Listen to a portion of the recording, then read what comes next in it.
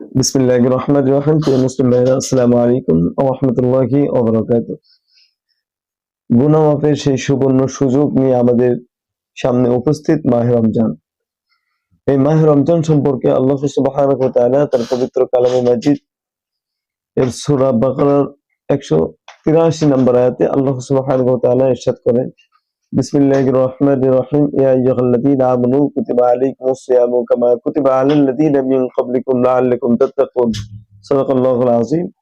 হে ঈমানদারগণ, তোমাদের উপর রোজা ফরজ করা হয়েছে যাতে তোমরা তাকওয়া অর্জন করতে পারো। আল্লাহর হাবিব সাল্লাল্লাহু আলাইহি ওয়াসাল্লাম হাদিস শরীফের মধ্যে ইরশাদ করেন, মান সামা রমাদানা ঈমানান ওয়া ইহতিসাবান গুফিরা লাহু মা তাকাদ্দামা মিন যামবি।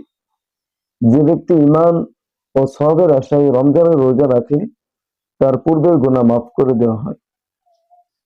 আল্লাহ সুবহানাহু ওয়া তাআলা আমাদের প্রত্যেককে মাহে রমজানের সবগুলো রোজা সুস্থ রেখে পালন করার তৌফিক দান করুন, আমিন।